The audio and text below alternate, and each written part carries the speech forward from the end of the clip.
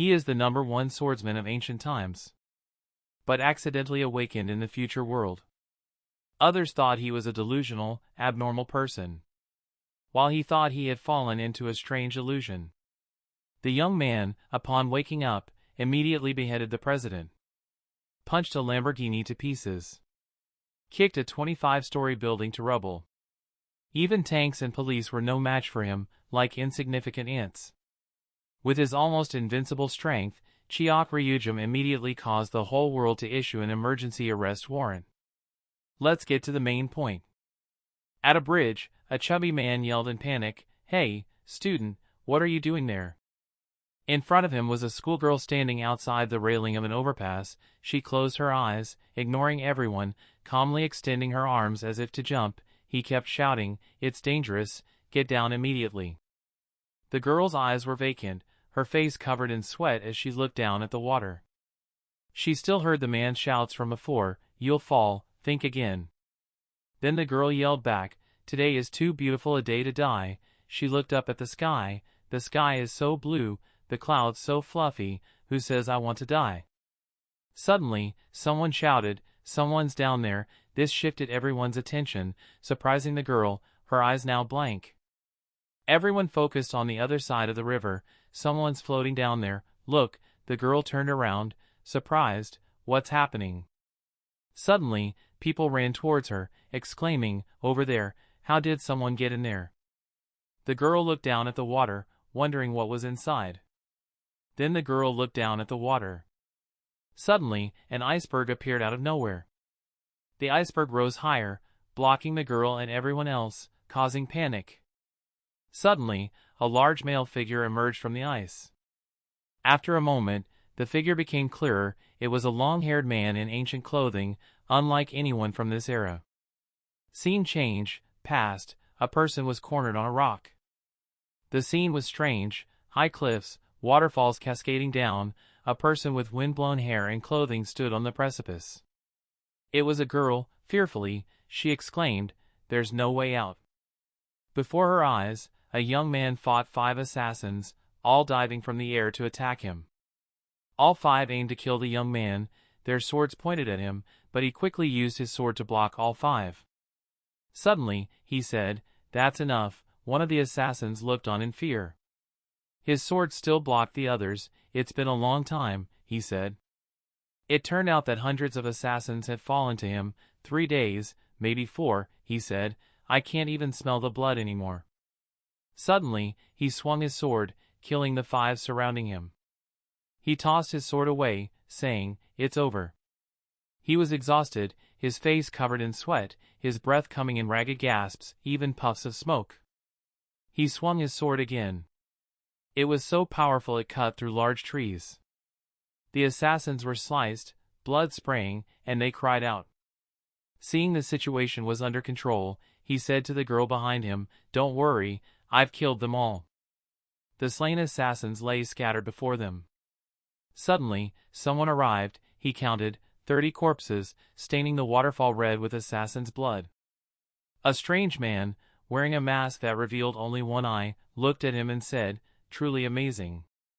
The title lives up to the reality, the greatest swordsman of Goryeo, sick geometry. "So, you're the one who killed those assassins."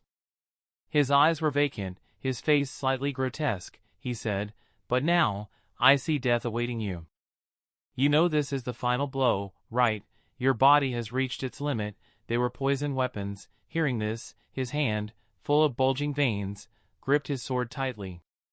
His gaze shifted to the girl behind him, who was crying. "What a pity, for a woman, you'd risk your life. What do you think, young lady?"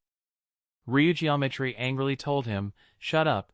The man replied, "Understood." Ryugeometry continued thinking, "Why is she crying?" Hearing that, the man charged with 2 small daggers. Ryugeometry dropped his sword. He remembered a promise. "Didn't we promise each other?"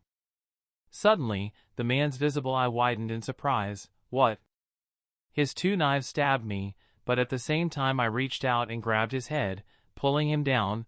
I will definitely protect you." His eyes looked back at the lady without any fear. Hoping she would be safe, the young woman cried until there were no more tears left, only seeing the hem of his garment. They both fell into the abyss. Her voice screamed, "No!" Below, Lu Jian swiftly removed the man's mask, flinging it into the air. He said contentedly, "Finally, I see your face." But upon seeing the face, he was surprised. "You are." His eyes were filled with astonishment. He said joyfully, seemingly very pleased, "Looks like you're satisfied, Yu Lian." The two continued to fall into the abyss. He said with relief, "I'm the winner now, am I not?" He wondered inwardly, "Why are you here?" They both plunged into the sea. Cut to the present, everyone in the intelligence agency's research room was buzzing, discussing the creature from the ice. "Since the Dolly incident, this is the first time we've found a creature in ice like this. Captain, what are the age dating results? It's estimated to be from the Goryeo dynasty." Someone was looking closely. It was Zhang Sanjiang, the head of the DLS research team under the president's secret intelligence agency. He took a sip of water and said, "Perhaps the era of humans being frozen is not so far off." On the table was an image of Shi Lujian, tightly wrapped and lying with his eyes closed. He continued his reasoning, "The fact that he's still alive is too unusual." An employee voiced his observation, "But wasn't he bound too tightly? I have a feeling he won't be happy." But the head of the department said, "If you look at the vital signs, you won't say that." Everyone in the room was now looking at the monitor displaying the analysis results. "His body surpasses modern humans to the point where it's hard to consider him human. There's still so much to analyze. The more we research, the more illogical the results seem." He remained still on the table. "He truly is a mysterious individual." The employee happily touched his hair, saying, "I mean, we should cherish him. From a certain perspective, he could be a gift from our ancestors to future generations." The department head asked gravely, "A gift or a curse?" He walked out. "Of course, even the president has high hopes for him, but whether it's a blessing or a curse, we'll have to find out." The employee sighed, "Oh, Captain." Suddenly, Shi Lujian woke up. Dark auras surrounded him. Using his strength, he tore the fabric binding him. His eyes were fierce, ready to attack the employee, who was unaware. Could it be? A hand touched the girl's thigh. The man said lecherously, "Perfect. You have to hold this part to drive well." The girl said resentfully, "So that's why you touch other girls' thighs?" He hesitated. "No, that's—" Suddenly, both felt something strange. A gust of wind swept past them. They were surprised. "Huh, what's with all the honking?" People on the sidewalk were also surprised and talking excitedly. It turned out that Shi Lujian was running barefoot on the road, effortlessly catching up to the car. His speed made people exclaim, "What?" His face was grim, oblivious to his surroundings. As he ran forward, the boy in the car looked at him running in astonishment. "What the? We're going 80 kilometers per hour, and he's still overtaking us." Lujian was running faster than a car, barefoot. He suddenly veered in another direction, causing the two people in the car to brake suddenly, making them hit the dashboard. The driver was furious, shouting, "That guy, he should have signaled." Because of his reckless running, cars on the chaotic street collided while trying to avoid him, creating a domino effect. The people whose cars were damaged, seeing him not stop to apologize, became angry. "Where do you think you're going, you madman?" People on the street started taking out their phones to record. The girl was also stunned, realizing that it was the boy from the ice block yesterday. People on the street were cursing. "Is he a superhuman or something? Should we call the police? This is a lot of damage." Shi Lujian continued to run through the crowd, oblivious to everything. All he could think was, "This is unbelievable." His eyes were fixed ahead. Is this really not a dream? He looked at the surrounding streets, filled with tall buildings, a world I've never seen before. If this isn't a dream, then what is it? Suddenly, he stopped. His eyes were filled with wonder. He suddenly remembered the young lady. But now, a police car had blocked him, forcing him to stop after a shout of, "Stop right there." A police officer stepped forward to reassure the people, "Citizens, for your safety, please continue moving, don't stop." Another police officer from the area approached the first officer. "Hello, we received the report and are on the scene. This isn't your jurisdiction. What brings you here?" The officer replied, "We received orders from above." The two officers approached Shi Lujian. ready to arrest him. No explanation needed, the order was to arrest that man. The officer looked at him and asked, "Why, man, despite their schemes, you are only focused on your own world, aren't you?" He reminisced, "I fell into the waterfall with you, Lien." The officer beside him ordered, "Cooperate and come with us." He suddenly thought, what in the world is going on? The police continued to warn him, if you resist, both sides will face trouble, but he remained lost in his thoughts. At that time, I was certain I was dead. He bowed his head and stood still. The two officers, thinking he had surrendered, grabbed his arms to handcuff him. His only thought was, if so, this is the only way. Lu Jian suddenly remembered, besides Yu Lian, there was another person with powerful magic, Don Van Hue. One of Yu Lian's subordinates, Don Van Hue, specialized in. He saw their sinister expressions and asked, "You intend to imprison me, mind control?" Sure, Lu Jian struggled, using his power to send the two officers flying, illusion magic. Seeing his resistance, they ordered the remaining officers, "Don't use tasers." Thinking he would be conquered, he took out his hand and clamped 2 fingers tightly on the electric rays they shot. Lu Kim looked contemptuously at the electric rays in his hand that exuded the aura of lightning energy. Suddenly, a barrage of electric beams shot towards him, causing him to jolt. The police were afraid that shooting him that much would kill him. "Are you crazy? Why are you firing all at once? Police, quickly check if he's still alive and then handcuff him." They assumed their electric beams had incapacitated him, but all he could think about was when she had cast the illusion. He grabbed the electric beams and flung them away, sending the stun guns flying from the police officer's hands. "We need to escape quickly." Lu Jian turned, brandishing his staff, and growled, "Don't think this can bind me." He still couldn't believe he'd been transported to another world, a world of illusion. The police officers hit by his staff were flung far away, some were thrown into their own police cars, shattering the doors. People on the street, holding up their phones to record, stood there in stunned silence. Is this real? They couldn't believe someone with such terrifying martial arts skills existed in the modern world. Lu Jian continued his attacks, sending the police officers flying into the air. Everyone gasped, how can those police officers be thrown around like that? While fighting, he also tried to find a way out of the illusion. There was only one. Then, in the distance, more vehicles sped towards Lu Jian. Find the key that was implanted into this world. He held a stun gun. The sounds of police loudspeakers filled the air. This is the SWAT team. Everyone back off. Regardless of their threats, he remained immersed in his own world. This place held no meaning for him anymore. He slammed his foot down hard on the road, cracking the pavement. Immediately afterward, a series of cars were flung away. He wanted to find it. To evade their pursuit, he used his strength to propel himself quickly onto the buildings. We need to get higher.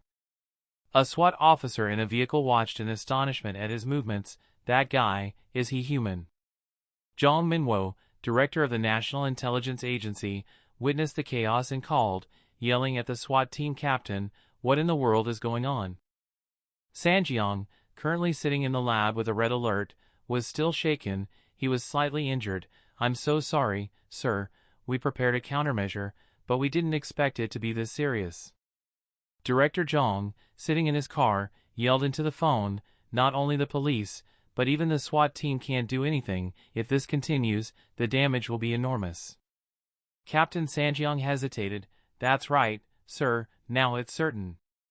Lu Jian was standing on the roof of a building. He concluded, he's an entity completely different from us.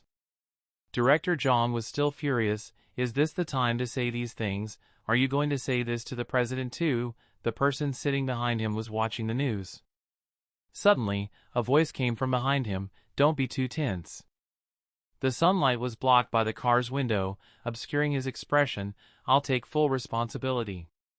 He remained calm and said, after all, he's just a man from hundreds of years ago. The entire city had assembled its full firepower to deal with Lu Jian.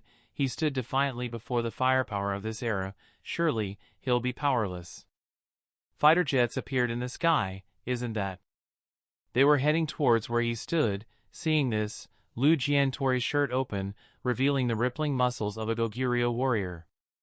His feet began to move. Hundreds of special agents were now on the rooftop, pointing their guns at him. Lu Jian calmly walked towards the railing, arrogantly asking, "Is this the full extent of your power?" He reached out and grasped the handle of a wooden broom. "If that's the case." Lu Jian turned to face them, broom in hand, kicking out the brush part aggressively. "I should adapt a bit, too." As he finished speaking, a bullet flew towards him, his expression turned ferocious. The bullet fell at his feet, still emitting smoke. A special agent yelled, "Hey, old man." The one who fired the shot, with a faint wisp of smoke still rising from the barrel, arrogantly said, "This, my friend, is the kind of firearm that renders people like you useless." His eyes were cunning as he looked at him. "If you resist, there's only death." The other soldiers cheered, chiming in, "Ruthless, there's really no way out, but—" Lu Jian swung his arm, dislocating his shoulder, leaving everyone dumbfounded. "What is he doing?" The shooter wondered. "He knows my identity, oh." He gripped the wooden handle with both hands, his eyes closed. Then, "What's the meaning of this?" He transformed into the image of a ferocious tiger wielding a shining sword. Lu Jian fiercely declared, "Let's see who dies first. What is this unsettling feeling?" The gunman exclaimed, "Impossible." He laughed maniacally. "Quite the interesting fellow." He nonchalantly said, "Then have a taste of this." His finger was about to squeeze the trigger. The old man from the car earlier was giving orders to his subordinates. He saw it from the helicopter. "I will personally handle this." Suddenly, a strong gust of wind blew Lu Jian's hair. He turned to see an old man in a neat suit who had already disembarked from the helicopter. His bodyguards on the helicopter anxiously announced, "Maintain distance, don't let your guard down." He walked closer and said, "Sorry for being late." He came in front of me and introduced himself as the head of this country, President Kang Jikan. The Special Forces soldiers were astonished. President Kang ordered them, "Lower your weapons and stand back." Ryu Geometry, a man from the Goryeo era, hearing the term president, a supposed national representative like a king, replied, "It can be considered as such." The president, undeterred, approached cheerfully, saying, "First, let me apologize for this way of welcoming you. Welcome, sir." Then he introduced Ryu Geometry to this world. "This is the future for you, but the present for us, the Republic of Korea." President Kang generously extended his hand for a handshake. "I presume you have much to say." He stood opposite, a head shorter than Ryu Geometry, yet without faltering, said insincerely, "I will take you to a more suitable place to talk." He pondered the president's words, a more suitable place, yet he remained standing, not returning the handshake. The Special Forces soldiers watched tensely. He moved his hands. But instead of shaking hands, he swung a wooden stick towards the president. The stick decapitated him. "So, you are—" He glared fiercely, stating forcefully, "The escape from the illusion, the key to breaking free from the illusion." The bodyguard on the helicopter, witnessing this, panicked and stammered, He growled. He beheaded the president. The remaining bodyguards immediately raised their weapons. Not only them, but the Special Forces soldiers also prepared to fire, given the order to shoot at will. The president's arm rose. He yelled to his subordinates, "Cease fire." Everyone thought he was dead. Seeing him still alive, they asked, "Sir, are you all right?" The president, understanding their concern, said, "As you see, I'm fine." He couldn't believe his eyes. What had just happened? His eyes were filled with shock. The feeling was clear. It seemed he had swung the stick with that intention. He suspected, could it be? He looked at Ryu Geometry. He made a mistake. Ryu Geometry seemed to know his thoughts, his gaze cold. That wasn't a mistake. His pupils flickered to the side. A name appeared in his mind, Yoon Eun-hye. She was a strange girl, her eyes terrifying. She was Goryeo's greatest illusionist. The president touched his neck, disbelieving what had transpired. It all felt too clumsy. Terrified, he asked, "What did you say?" "I couldn't hear you because of the wind." The experience left him trembling, his face contorted. Ryu Geometry found his appearance ridiculous. Ryu Geometry wondered about the purpose of her magic. She wouldn't cast a meaningless illusion like that. He raised his hands, "And this feeling?" reminded him of his previous attacks. It felt completely different from an illusion. Suddenly, Ryu Geometry clenched his fists. He had found the answer. He looked around. He realized this was a real place. Cut to the president's house, a lavish residence illuminated to dispel the darkness of night, perched before a mountain. This was the president's safe house. On the table, a traditional Korean meal, boiled meat and kimchi. A servant apologized. "We apologize for the late dinner service." In the room, a strange scene. Numerous bodyguards stood at attention. Only the president and Ryu Geometry, now in modern clothing, sat at a lavish table. The president said, "Please, be at ease." Ignoring the invitation, his eyes wary, he asked, "Where am I?" President Kong replied, "You could call it a secret base. We've never actually used it, but it's perfect for a situation like this." He began to eat, introducing the meal. "Try it, all these dishes are from this era." He scornfully replied, "I suppose it's not too different." The president picked up a piece of beef, about to eat it, laughing, "Ha, so you accept it now." He ate the beef casually, stating, "You are in the future, 800 years later." His eyes looked up at him. "To a certain extent, I'm glad to hear that." He continued, "You've probably realized you can move because of modern medical technology." Seeing this, he tried moving his arm. "That would have been impossible in your time, wouldn't it? You're alive now because you're in the modern era." His hand rested on the president's shoulder. In other words, his gaze fell. "Goryeo has fallen." The president picked up another piece of meat, comforting him. "I can't say I understand how you feel, but don't worry too much." He stood up, placing the meat in Ryu Geometry's bowl as he said, "I will provide extensive support to help you adapt to this place." But President Kong added a condition in return. His face was sinister and he asked me if I could ask for your cooperation. His eyes were still indifferent to the cooperation, hearing his question, so he immediately said, "I don't ask for anything difficult." He turned to instruct the NIS director, a man from the National Intelligence Service. The man respectfully replied, "Yes, Mr. President." He then turned on the TV. The news was showing footage of the earlier scene. It was like a movie. He was incredibly strong, running past cars and even leaping through the air. There were even rumors that he was the man inside the Taebang River ice floe. The other MC replied, "Yes, that's right, it's the hottest topic recently. The Taebang River ice floe and the mysterious man inside it are believed to be the same person who caused chaos in the city. There are even rumors calling him a superhero." But now, surprisingly, it's been announced that it was all part of a movie promotion, the Optimal Reality production team claims. He watched intently, confused. The president had orchestrated everything. They were saying this was all a staged performance because we couldn't let the public know the truth. The president, who had silently appeared behind him, coldly said, "The reason is they're not ready to know about a being like you." He continued, "A frozen person could survive for centuries. It's not just extending life, it could lead to extraordinary advancements." The president spoke of a reality many nations had tried to achieve, but to no avail. The main reason he gave was the lack of the most crucial element, cryogenic technology. He approached the chair where he was sitting and cheerfully said, "But the key to that has appeared before us." He said again, "I'll be frank with you, for the sake of our nation and our descendants." This made the guards nervous. As he was talking about cooperation and analysis, he stood up and walked toward the exit, saying, "I don't want to startle him." The scene in the room froze. Lu Jian, his hand on the door, asked, "Do you think that will work?" His eyes were sharp and resolute. "I will live like this in this era." He thought he would escape the room, but then two large, strong guards appeared, blocking his way. The president, with a sinister look, glanced back at him. "Is that so?" Lu Jian's arms were grabbed by the two guards.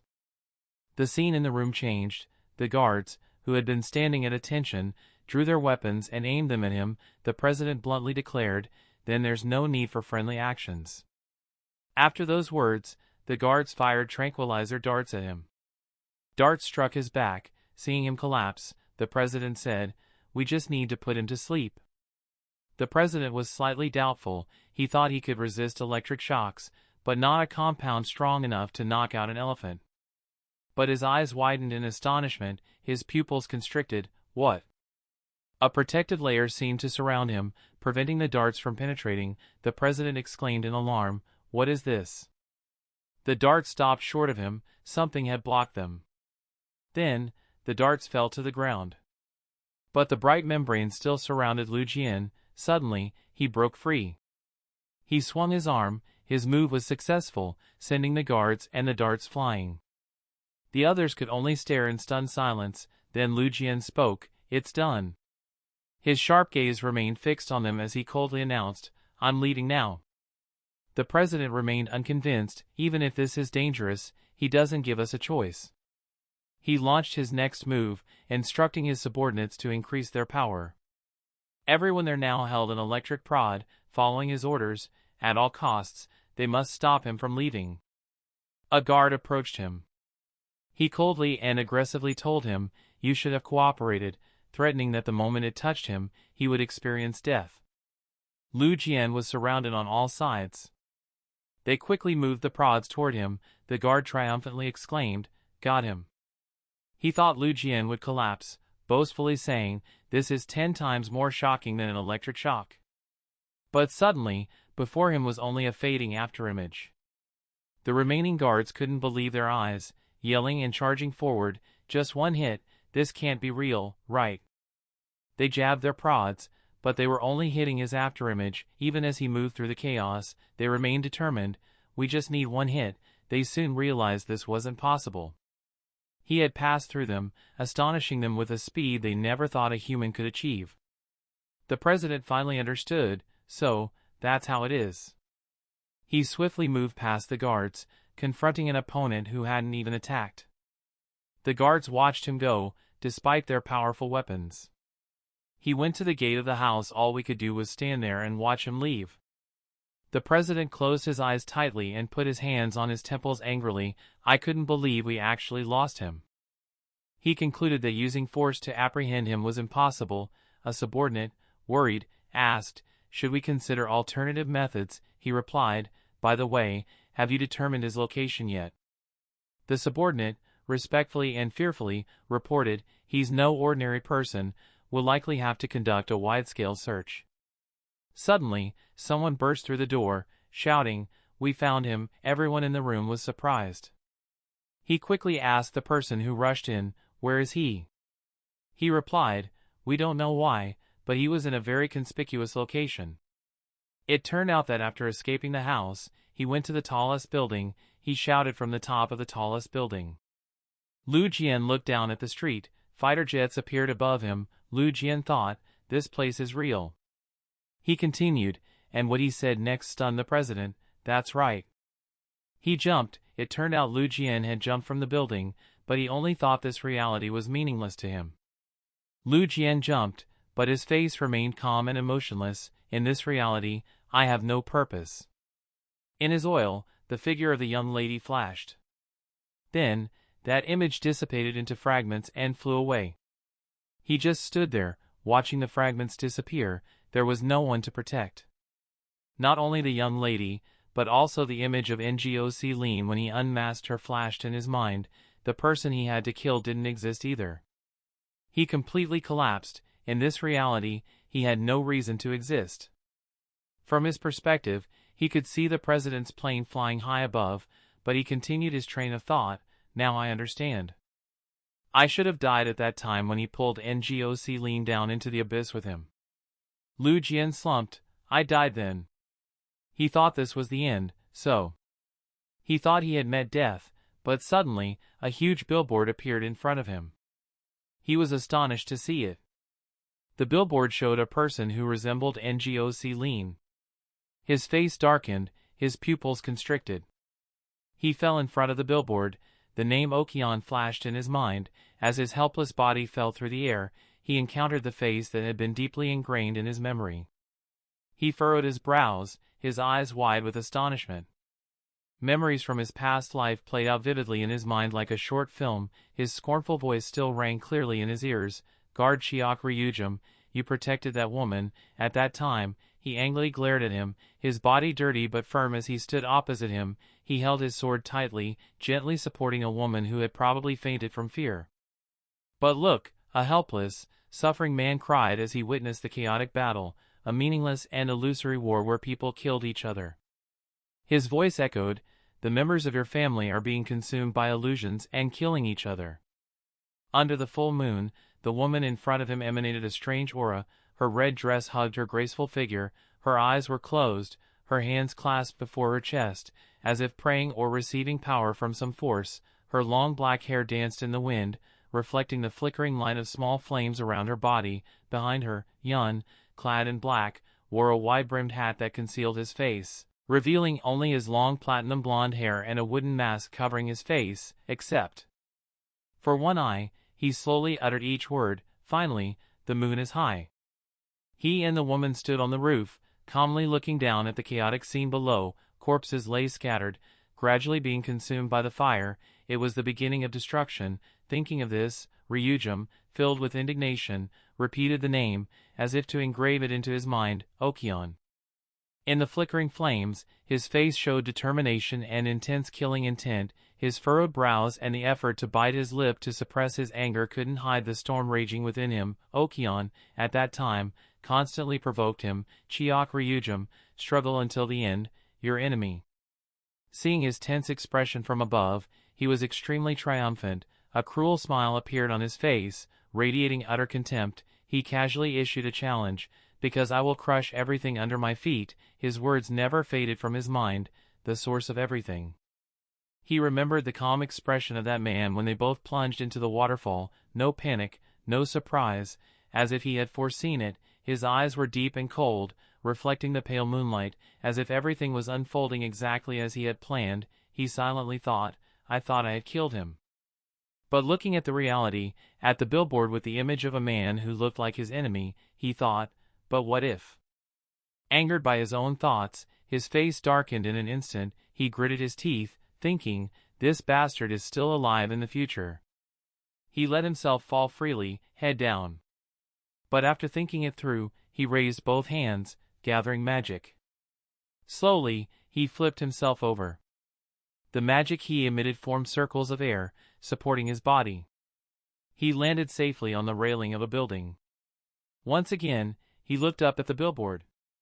It was prominently displayed on the building to remember that face in this era. His expression was full of vengeful determination. Soon after, his subordinates reported to the president what they had witnessed. He was very surprised by what he heard and loudly asked. He jumped from the roof.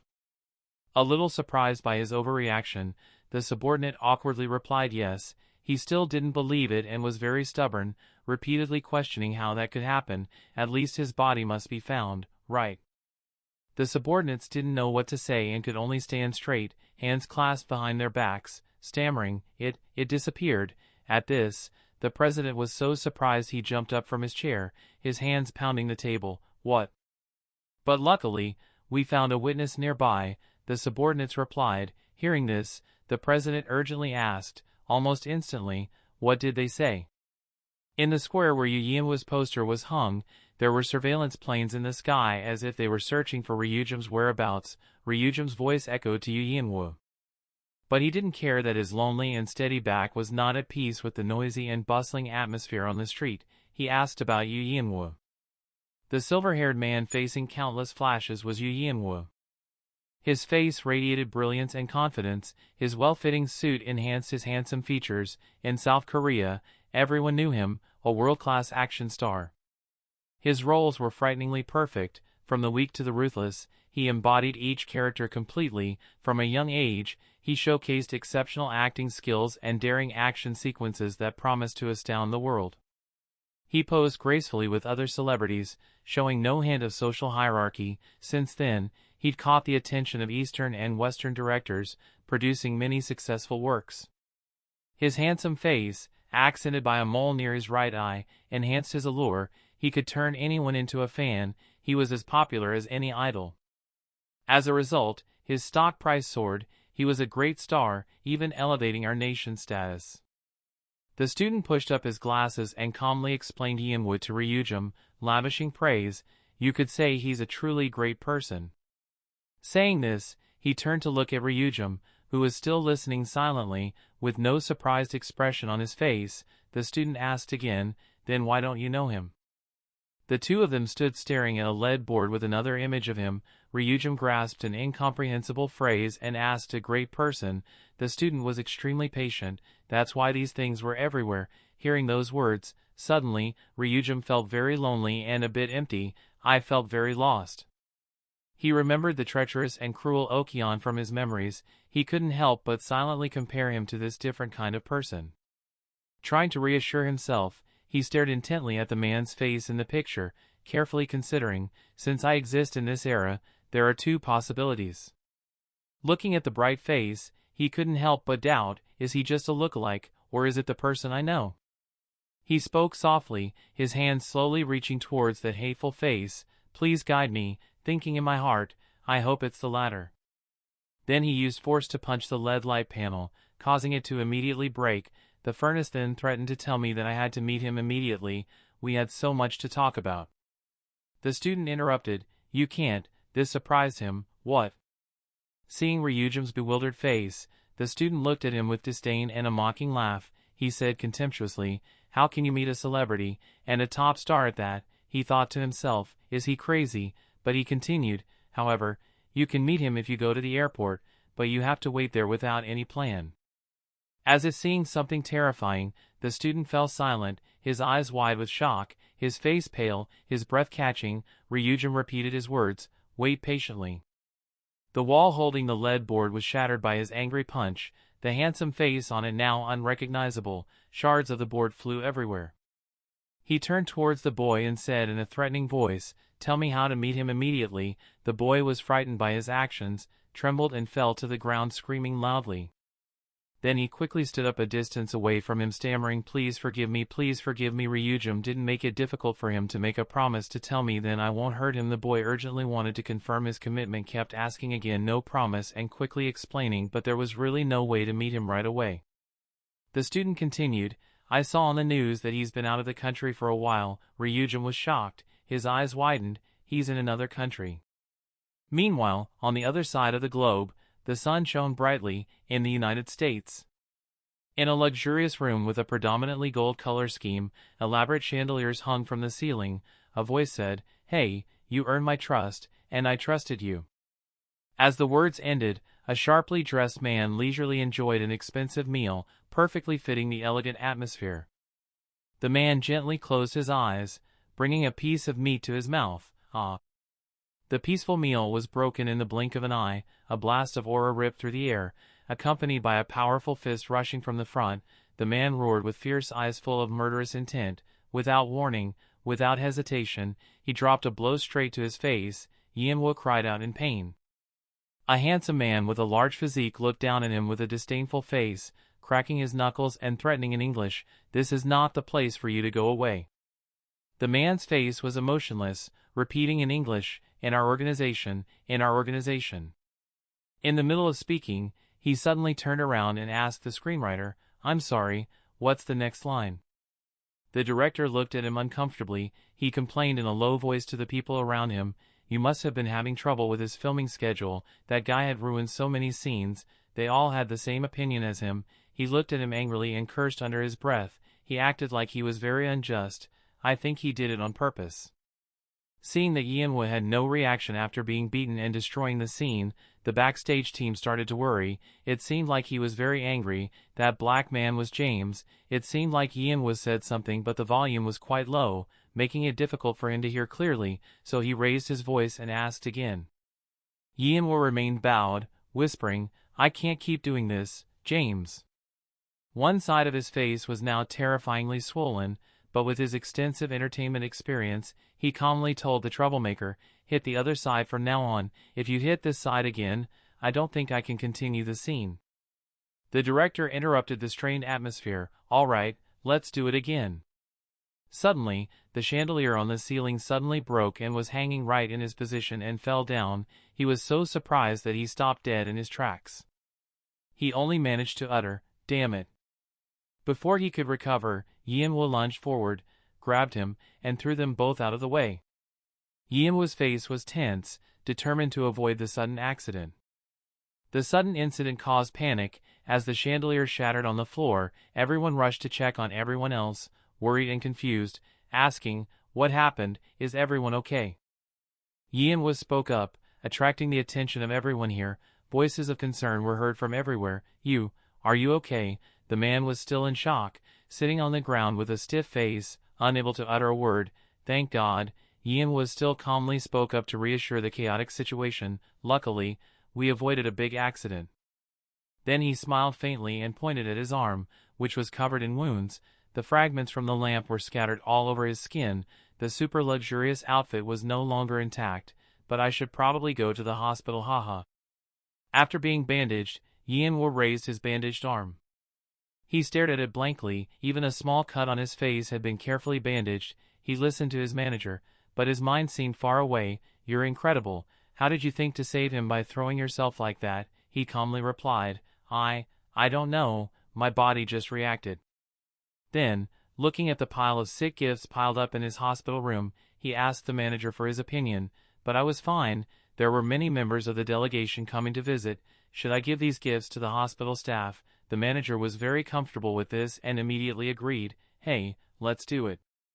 He gently pulled the blanket up to cover his body. Feeling a sudden sense of guilt, he said apologetically, "Anyway, I'm sorry, the filming schedule was all messed up because of me."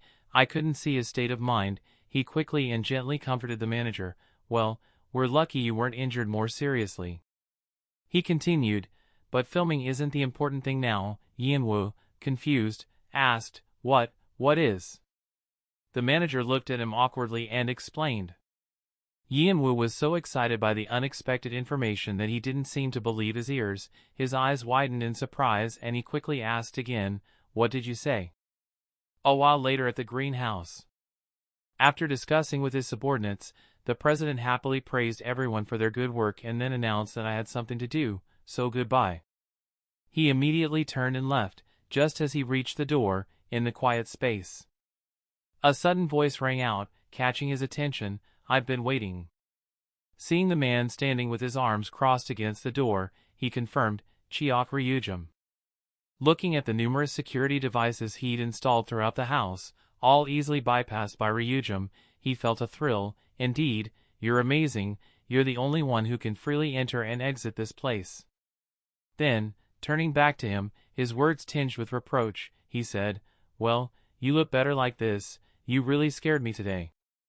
9 hours earlier, in his office, the president was engrossed in reading documents when suddenly the lights went out. A pitch-black darkness descended, allowing him only to see a faint glimmer of light from outside. He started, lifting his head from the pile of papers, to see a man sitting calmly by the entrance. The man calmly asked, "Is my request for cooperation still valid?" The president wasn't surprised by his arrival. He stood up, waiting for him to approach, then made an offer. "I thought you'd come, but I have a condition." He placed a picture of Yianhua on the table and asked, "Are you connected to this person? You understand?" "I know." Ryujum picked up the photo and said, "Can you introduce me to someone from another country as quickly as possible without asking questions?" Extending his hand, he offered a collaboration, only if you promise full cooperation. After a long while, Ryujum still didn't react but just stared at his outstretched hand aimlessly. He suddenly realized that in the Goryeo era, there was no culture of shaking hands. Understanding, Ryujum also extended his hand, a tacit agreement to begin a clandestine deal. Completing the agreement, Ryujum immediately asked, "When can I meet him?" The president turned, seemingly sensing his impatience. "You want to meet him as soon as possible, right?" He nodded. The president slowly explained, "Even for the president, it's difficult. He's more than 30 million kilometers away." He gently pushed open the door and said, "Go on in." "He's here." Hearing the noise at the entrance, Yianhua and his people turned to look. Seeing the man standing there, the very person they'd been searching for, Ryujum thought happily, "What a surprise." He humbly and politely greeted the president. Hearing the familiar voice, he said, "It's an honor, Mr. President." Ryujum, unable to suppress his irritation, glared at him, thinking, "So, we meet like this." He introduced himself. "My name is Yianhua, seeing his kind and dignified face, Ryujum silently questioned in his heart, "Who are you?" The president approached, politely thanking him. "Thank you for coming so quickly," Yanhua politely replied. "It's nothing, my schedule just changed." Noticing his bandaged hand, the president worriedly asked, "What happened to your hand?" He vaguely replied, "Oh, I slightly dislocated my joint." "Pleased to meet you," a strange voice said. Yanhua, curious, looked up at the source of the sound. Ryujum stepped in front of the president, though his expression remained indifferent. He extended his hand, offering a handshake. "I'm Chiok Ryujum." Hearing the familiar name, both Yanhua and his people were surprised. Chiok Ryujum. He shook his hand. "You must be the person the president mentioned who has contributed to the country. Pleased to meet you. I'm Yu Yanhua. I hear we'll be appearing together in a promotional video. It's an honor." The president, sensing the strange atmosphere between them, interjected, "You've introduced yourselves, let's go back to our seats." But Ryujum's grip on Yanhua remained firm, his strength overwhelming. Yanhua, slightly flustered, appealed to the president. "Mr. President," the president, sensing something amiss, said, "Wait a moment." Yanhua casually exclaimed, "He's strong." He found something strange, his brows furrowed, his eyes darkening with suspicion. "What is this? I can't sense his energy." After confirming, he chuckled, "Heh." He politely released his hand, apologizing. "I'm sorry." Ryujum looked at him disappointedly, searching for a trace of familiarity from the old days, finding nothing. Once again, intervening at the right moment to ease the tension, he calmly said, "All right, you two sit down first. I need to use the restroom." After going outside, he immediately dropped his pleasant demeanor. A subordinate hurriedly informed him, "The army is waiting for orders nearby." He calmly replied, "I know, let's see." Why was this meeting necessary? Feeling the stifling atmosphere, someone from Yanhua's side initiated their departure. "We need to use the restroom, too." He slowly lifted the teacup, elegantly taking a sip. "Wow, the tea at the Blue House is truly different.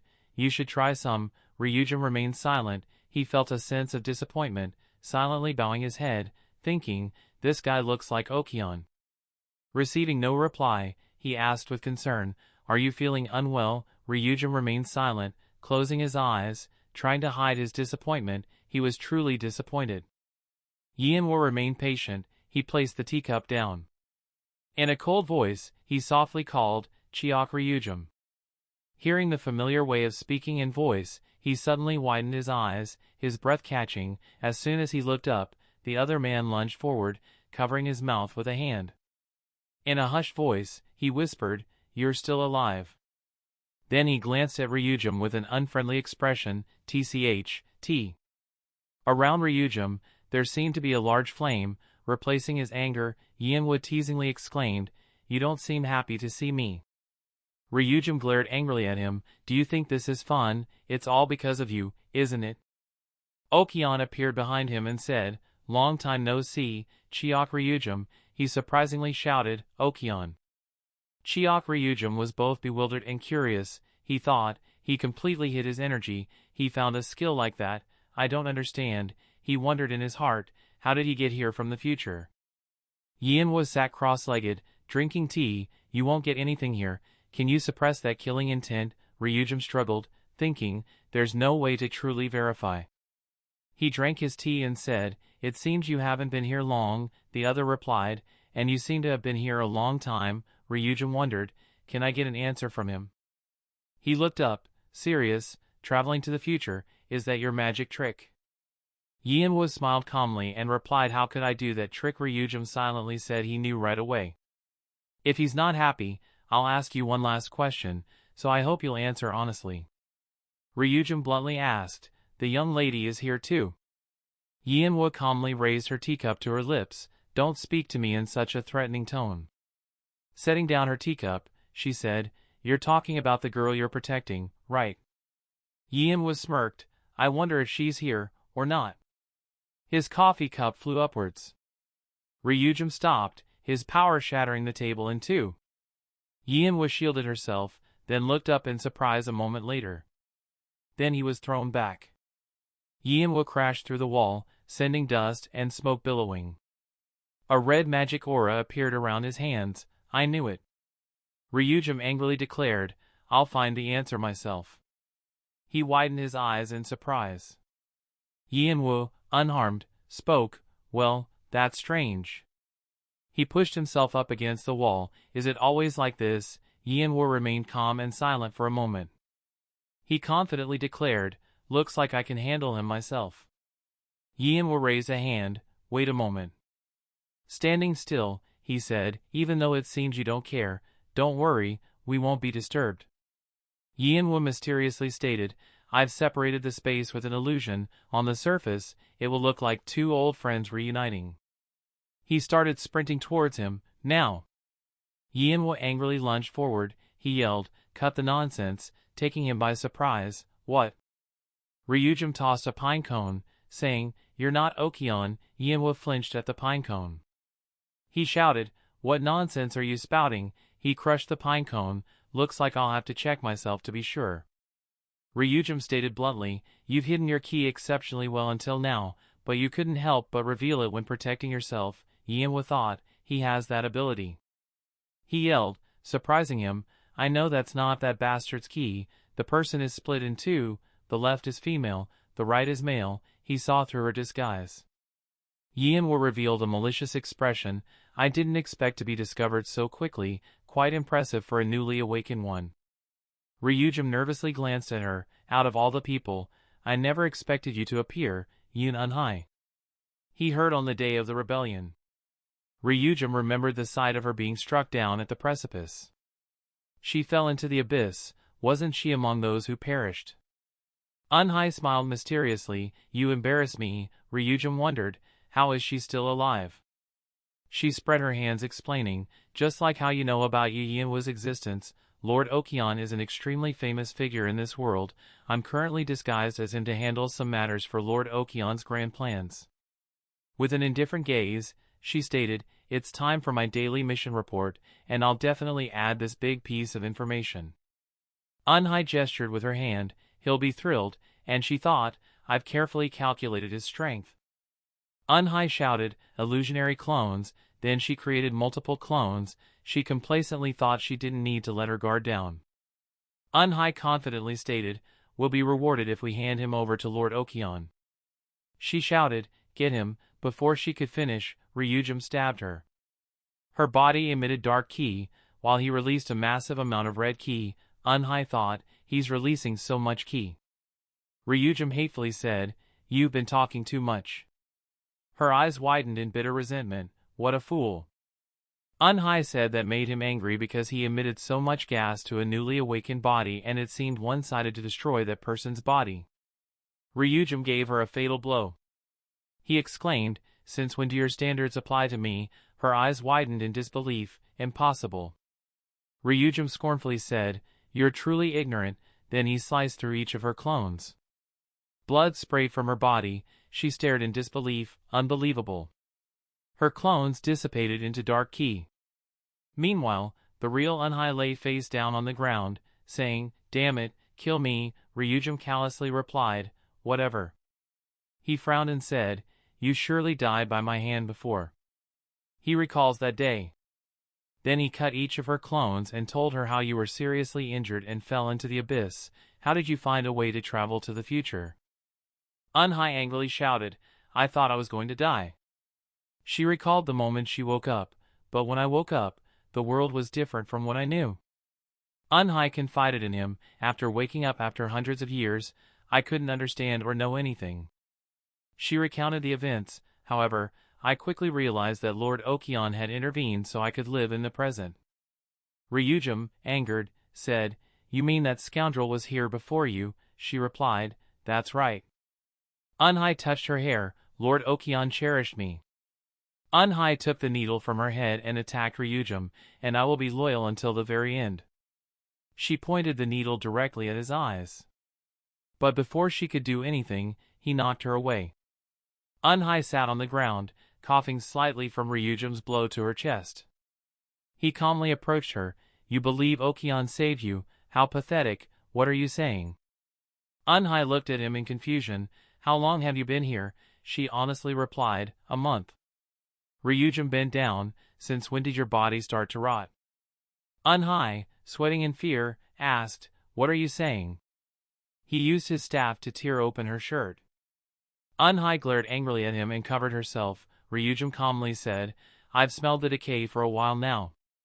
He stood looking at her and said, that scoundrel may have pretended to save you, but in reality, he used a technique to push you to death after using you as a disposable tool. Unhai ignored him and laughed cunningly. She looked horrified and shouted, Lord Okion would never do such a thing, and I've never heard of such a technique. Unhai covered the decaying spot. Ryujin said, it's not an ordinary technique, so of course you've never heard of it. He looked at her with half an eye. It seems you're truly unnecessary in the future, Unhai shouted, you scoundrel. Ryujin calmly continued, think about it, why did he hide the truth and make you do such a lowly job as a disguise?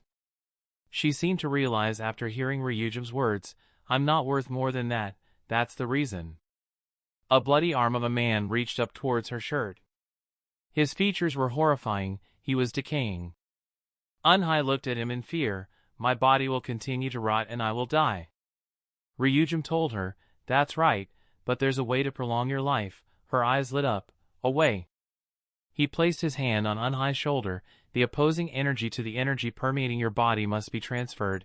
She looked bewildered at the opposing energy. Ryujin used his power, through this, you can stop your body from decaying. Then he told her to look closely, the decay slowly disappeared. Unhai was surprised, the decaying skin had recovered. She whispered in despair, Lord Okion really did think of discarding me after using me. Ryujin solemnly said, only two people can transfer internal energy to you here, me and Okion, the choice is yours. Unhai glanced at Ryujin, will you choose Okion, who wants to kill you, or will you choose me, I will save you from that fate. She bowed her head and thought for a long time. Unhai's trembling hand pulled up her shirt. He witnessed her condition. Unhai took his staff and slowly said, I want to live. She looked up at Ryujin, what do you want me to do? He closed his eyes and thought for a moment. After a while, Ryujin said, just one thing, he ordered her, causing Unhai to frown, become a double agent. The chairman's assistant was guarding the door. Suddenly, he heard something and frowned, what's going on, someone's shouting for help. It turned out to be Yanwu. He ran frantically, shouting, someone, save me. Yanwu went to the chairman, startling him, you Yanwu, what happened? Yanwu replied, Chairman, you must leave immediately. Yanwu hurriedly said, there's a madman inside. The chairman looked stunned, what, no way. Ryujin approached and softly said, I'm sorry, the chairman froze, impossible. Everyone looked around the destroyed room, he said, I will compensate for anything I can, the chairman exclaimed, what in the world happened? Ryujin darkened his face and said I must have seen it wrong, he told himself there was nothing too valuable here but. The president's assistant was worried that he wasn't feeling very well, he ignored the assistant's words and asked Ryujin about compensation, let's say you're okay later, Chiok Ryujin, he slowly replied that I'm fine.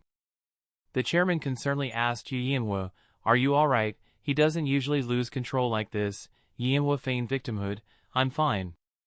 But inside, Unhai raged, he dared to do that so openly, he doesn't usually lose control like this. Ryujin knelt on one knee, oh, heavens, finally, everything's settled, Unhai sarcastically remarked, but I haven't even had a cup of tea yet, let's have a serious talk later. Rusrom looked up and said seriously, reliable intel suggests we should wait for another opportunity, then, back to Okion. Flashback, a stern old man addressed the bowing Ryujin, what is a royal guard, a person who uses a sword to protect others. He listened silently, from now on, you may only draw your sword to protect. The old man solemnly instructed, if they are in danger, save them, protect them with your life. He gently advised, remember, the person you must protect is more important than anything, even your life or your parents. The old man clasped his hands behind his back, furthermore, one who has something to protect will not die easily. His voice echoed, remember that well, Chiok Ryujin, it was his dream. Ryujin was in a treatment room. The chairman saw him flinch, his condition suddenly became unstable. "Chiok Ryujum, are you all right?" He sat up. "I'm fine. How much longer do I have to work?" The chairman replied, "Thanks to your cooperation, we have enough research materials. If you're tired, we can continue later." Ryujum put on his shirt. "Just keep going, unbelievable." He said sadly, "I still have a promise to keep. I cared enough to have a dream like that." A young woman with her hair in a bun was waiting for Ryujum at a bakery. She was displeased. "You're late." The girl crossed her arms, turning her back to Chiok Ryujum. She mysteriously asked, "Are you being followed?" He took off his hat and coat. "The chairman assigned someone. I'm fine now, sit down." The girl tilted her head and seriously asked, "Don't you find anything unusual?" She complained, "You don't have a cent, yet you ordered so many drinks." "I'm not rich," Ryujum calmly replied, causing the girl to be speechless. "Now, it's my turn to ask the questions." He timidly said, "Okion." Ryujum recalled the past. "Finally, I learned the identity of that scoundrel." He explained, "Okion is part of the family I protect." Ryujum honestly told the girl, "I thought he died in a previous incident, but he'd been plotting a rebellion for how long?" She calmly sipped her tea. "He has too many secrets. There must be a reason he wears a mask. I just wanted to fulfill my destiny, so I obeyed orders. I'm afraid you won't get the answer you expect." Ryujum's father asked, "So, you and Okion are the only ones from the future?" The girl gently replied, "As far as I know, yes." The girl recalled her search for more data. "Even I was curious and investigated, but there's no mention or trace of anyone else." Ryujum, hearing this, asked, "Where is Okion and what is he doing?" The girl looked him straight in the eye without fear. "He's currently overseas. Don't tell me you're planning to meet him just like this." She worriedly exclaimed, "Okion is even stronger than before." Ryujum raised his hand, signaling her to stop. The girl, puzzled, asked, "Where are you suddenly looking?" His eyes widened in disbelief. Ryujum had seen Manhwa walking on the street. He suddenly stopped, making his assistant wonder, "Director, what's wrong?"